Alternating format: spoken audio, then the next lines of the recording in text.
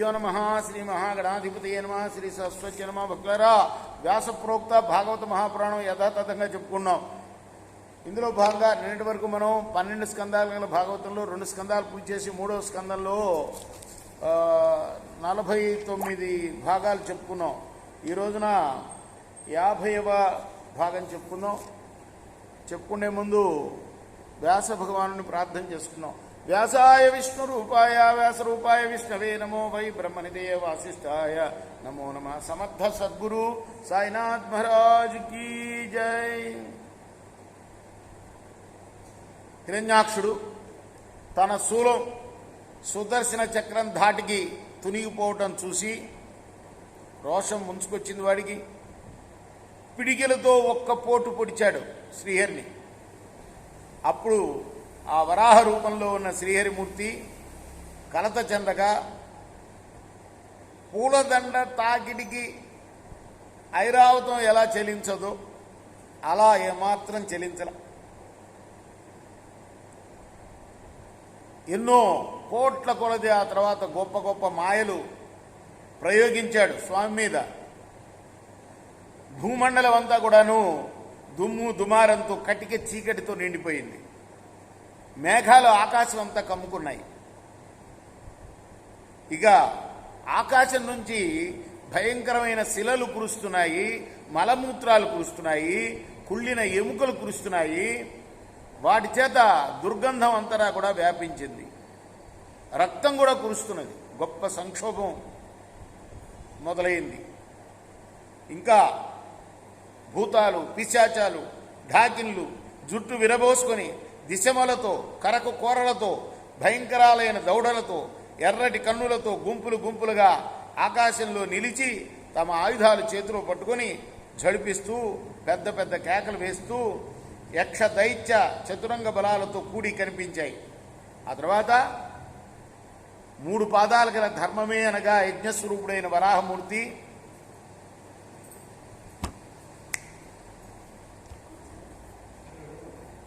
లోకభీకరమైన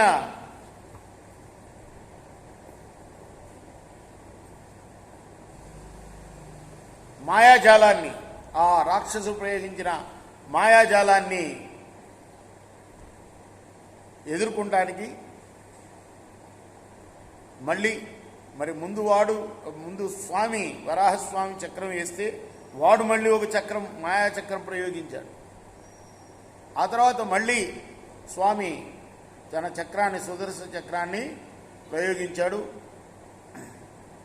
అది వాడి మాయాచక్రాన్ని మటుమాయం చేసింది.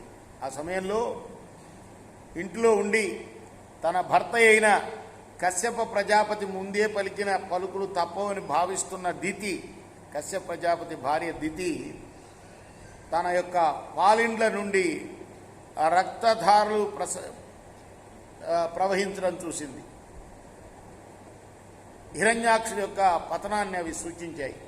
అప్పుడు హరి మీద తాను ప్రయోగించిన మాయలన్నీ కూడాను పంచేయక విఫలం కావటం వల్ల హిరణ్యాక్షుడు మళ్ళీ క్రోధంతో హరిని సమీపించి తన బలమంతా వెచ్చించి 2 చేతులు చాచి వరాహమూర్తి యొక్క వక్షస్థలాన్ని నొక్కిపట్టి నొప్పించాడు.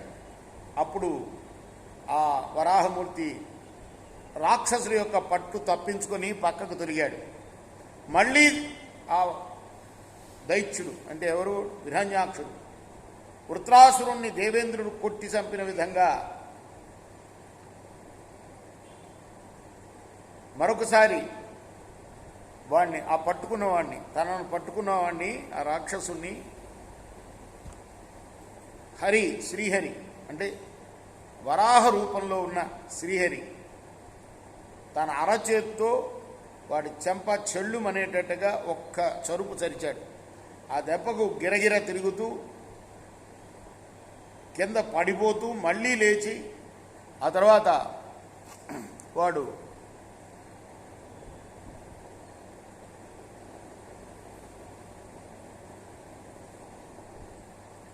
దిటచెడిలోబడే దైత్యుడు సటికిన్ దంష్ట్రా విభిన్న శత్రుమహోరస్తటికిన్ ఖరఖురపుటికిన్ కటితటహత కమల జాండ ఘటికిన్ కిటికిన్.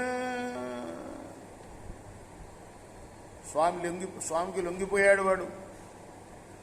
ఆ తర్వాత మళ్ళీ ఆకాశంలో ఈ యుద్ధాన్ని చూస్తున్న ఇంద్రాదులందరూ కూడా సంతోషించేటట్టుగా వజ్ర కఠోరమైన తన హస్తంతో ఆ రాక్షస రాజైన హిరణ్యాక్షుడు యొక్క గోబ మీద, ఇంతకుముందు చెంపచెళ్ళుమనిపించాడు, ఇప్పుడు గోబ మీద కొట్టాడు శ్రీహరి. దాంతో వాడు కళ్ళు తేలవేసి కూకటి వేళ్లతో కూలే మహావృక్షం లాగా నేల కూలాడు. రేపు మనం 51వ భాగం చెప్పుకుందాం. కృష్ణార్పణమస్తు. స్వస్తి ప్రజాభ్య పరిపాలయంతాం న్యాయేన మార్గేణ మహిమహీషా గోబ్రాహ్మణేభ్యः శుభమస్తు. లోకా సమస్తా సుఖినో భవంతు. శ్రీ సచ్చిదానంద సద్గురు సాయినాథ్ మహారాజ్ కీ జయ.